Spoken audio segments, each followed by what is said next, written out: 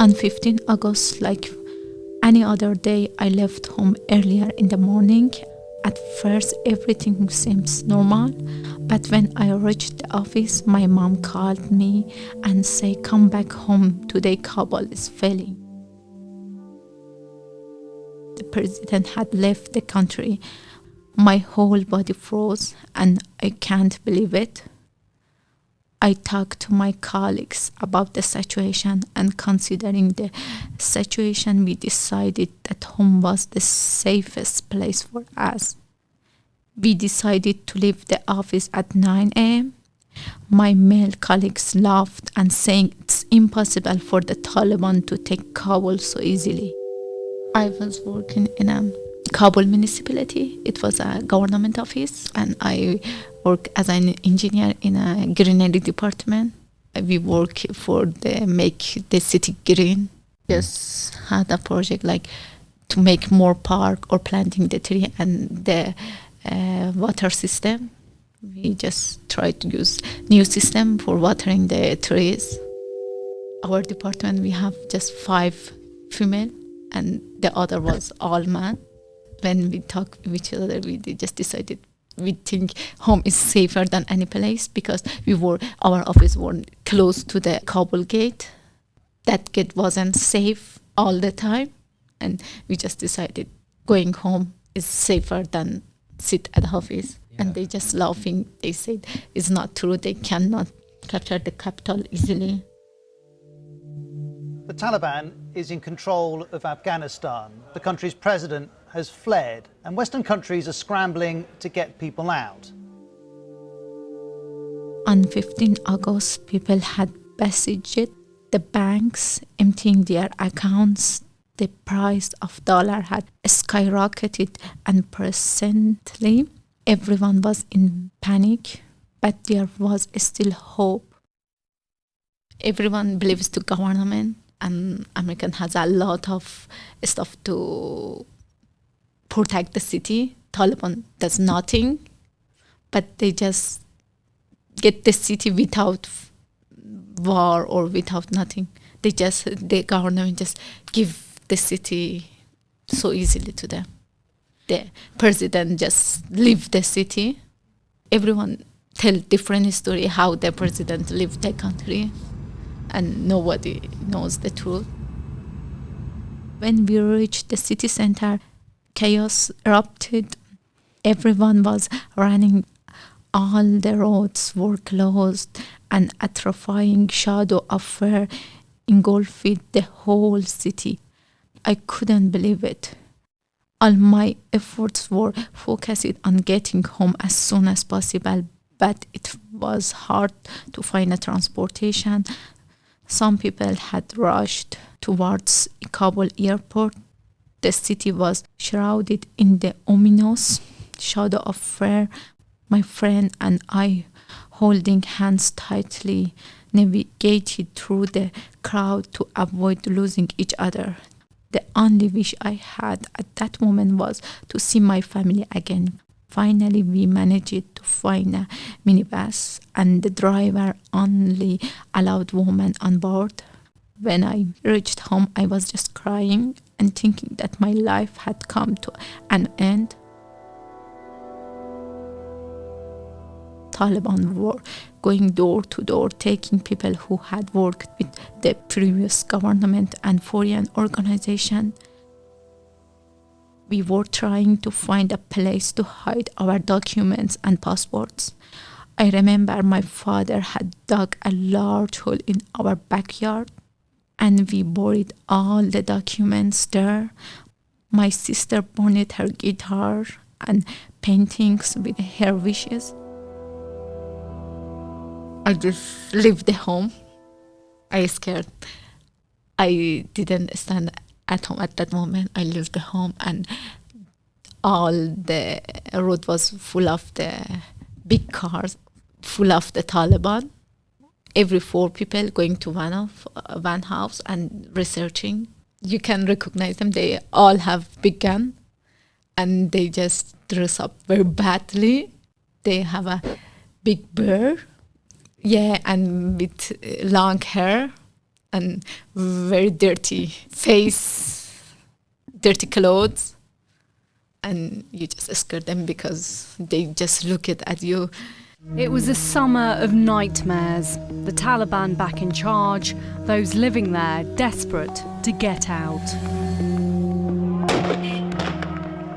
In Afghanistan, we have a different intensity, and also we have two different religions. The Taliban believe our religion does not Muslim, we are kafir, and they can kill us. They killed a lot of people during 2 years and also during 10 years by explosion in the car, in all things. They can kill us. And when we went to the airport, their behavior was like, you're not human. 1 month before the Taliban took the all countries, one of my cousins died in one of explosion. She was just 24 and she just left her office. She was an actress. She just sit on the car came to home, and the car between the way was exploded. And she was totally born. We couldn't recognize her. Just her brother recognized with her necklace, and whole her body was burned.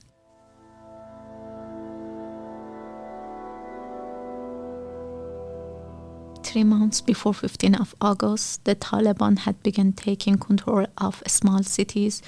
Social media pages were filled with fear among young girls. Every day, there were new reports about forced marriages of young girls to militants, and the girls were contemplating how to end their life if the news was true. Everywhere we went, people shared bitter experience of the previous Taliban rule, but many believed they couldn't easily capture the capital again. Everyone was thinking about getting passports. In our house, only my father, mother, and I hadn't passports. My sister kept saying every day, you must take action to get a passport. Due to the COVID-19 pandemic, the passport office was closed for a while, but when it reopened, people from all over Afghanistan rushed to the capital to get passports. It was so crowded that it felt like everyone in Afghanistan had come to get a passport. They don't allow singer, or we have a lot of women singer. They just going to airport to leave the country because when the Taliban see them, they will kill them. And they all wearing burqa to hide their face. And they going to airport. For hours, there was no electricity. We had no news from the city. And nobody dared to go out for their house. Social media was filled with picture of people storming Kabul airport to leave the country, people who had climbed on the wings of airplanes out of fear for their lives. The whole city was in a terrifying silence, and all the communication was at airport. All night we heard the sound of airplanes leaving the country. Each airplane sound brought a chilling sensation, carrying a piece of my existence with it. In a hospital, they did a lot of explanation. In a mosque, they did a lot. In a street, every time when I sit in the car, I just waiting for an explosion when I will die. And when we leave the house, my mother always just was like, she just wish we come back safe home. I remember I was with my friend, we got a taxi, and when we leave the taxi, we just say goodbye to each other. The taxi driver, you shouldn't say goodbye to each other. You should say, I hope see you again. Because nobody doesn't understand you will be alive or not. Because the explosion happened everywhere. They die people everywhere. They believe if they killed people and they explosion themselves, they kill themselves and other peoples to go to the heaven. I don't know why they do this.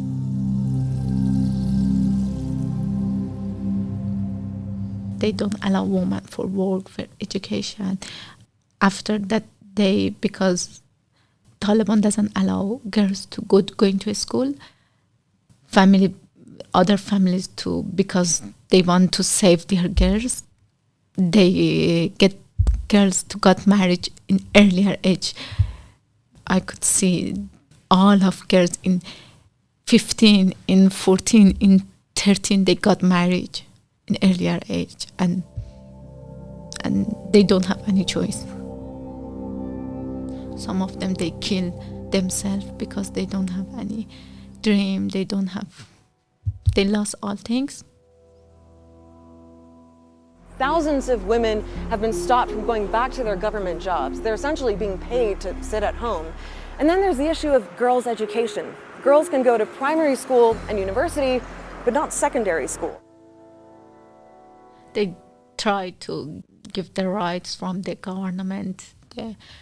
They going to street, they shouting, we want our right, we want education. But the Taliban, before this, all things, the Taliban didn't hit the women because they want to show the world we are changing, that the whole world accept them. They didn't do that. But after a few months, they hit the woman also. All women going to the street, they going to them house, they arrest the woman. I remember it was midnight on a Wednesday. The only thing we had with us was a backpack with necessary items. In fear and trembling, we went to Kabul airport, passing through Taliban checkpoints. Everyone was violent and there was chaos in the airport. People were desperately trying to find their way to the departure gates. With great difficulty, we joined other groups, and the hardest part was reaching the gates because the crowd was so large that we couldn't move easily. The Taliban were firing warning shots into the air, trying to disappear the crowd and using pipes filled with cement to hit people. They were asking, why do you want to leave the country? We spent 2 days at the airport trying to reach the gate. The only means of communication we had was WhatsApp. But on the last day, when we were close to the gate, the Taliban were hitting the crowd and frightening them with warning shouts. They were trying to disappear the people, and in midst of this, one of them struck a powerful blow to my father's back. We were all terrified, and from everywhere the cries of children and women could be heard. My mother wasn't in good condition, so we decided to hide under one of the bridge for a moment. We heard a horrifying explosion, and my ears were ringing strangely. People were lying on the ground, and it was a sea of blood. I felt like my whole existence was being torn apart. People were running and scattering out of fear. The Taliban were shooting, and sound of children's screams and cries echoed everywhere. Our team leader was just trying to get us away from the scene. We managed to get out with a terrified crowd, with a heavy heart and without hope. We returned home.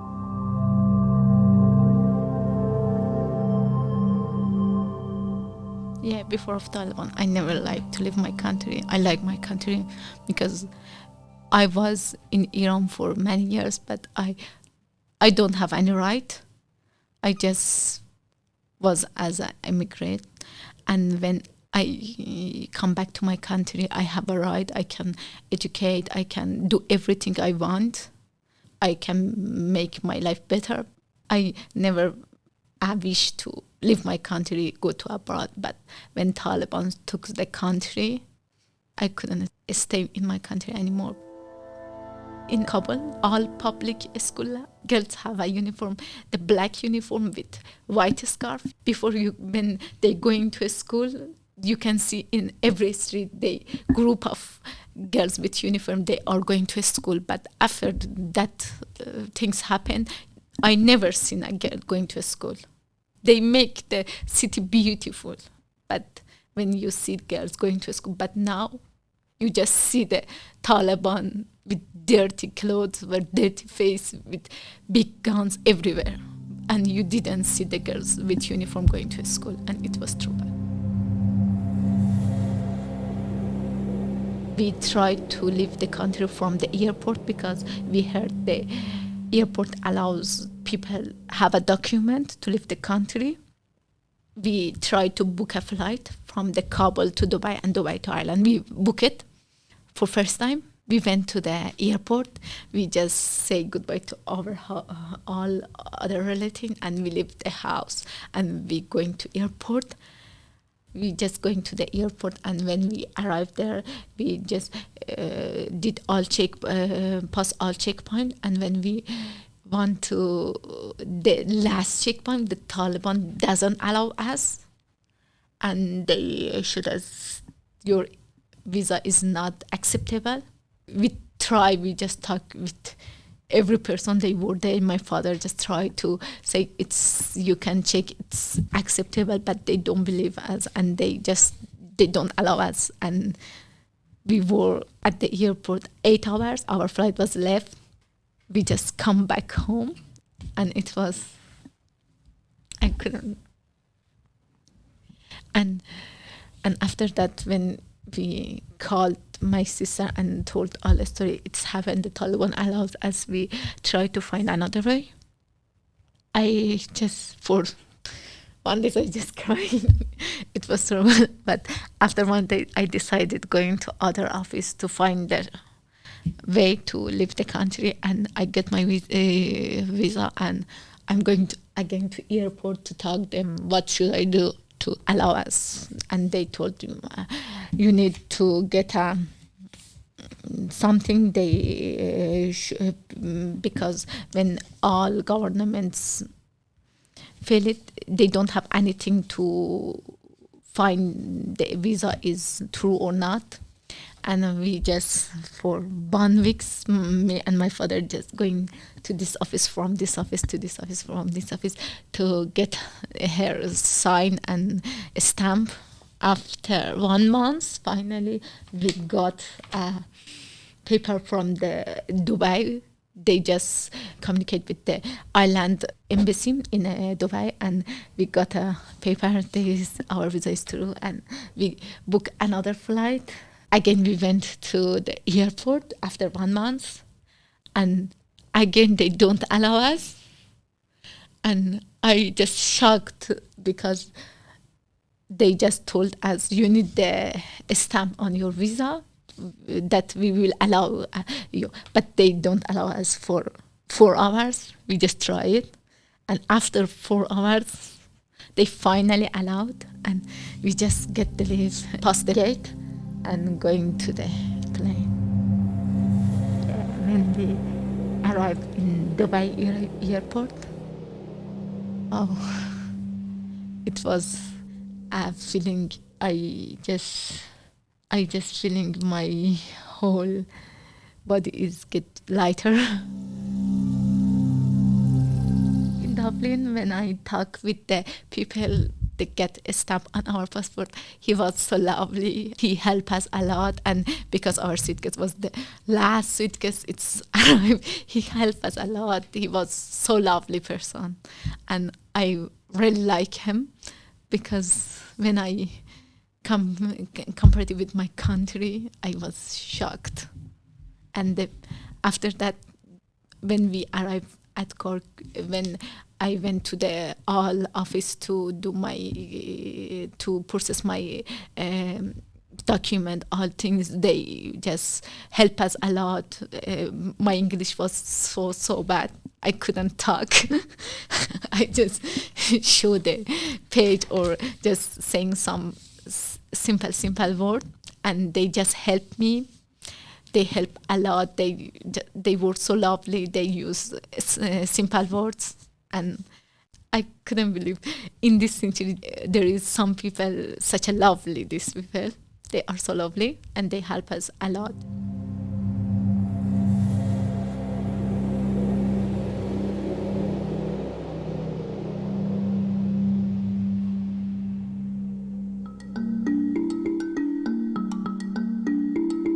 The Soundseekers Audio Festival 2024 is funded by the Arts Council of Ireland, the Centre for the Integration of Research, Teaching and Learning at University College Cork, and the National Forum for the Enhancement of Teaching and Learning in Higher Education.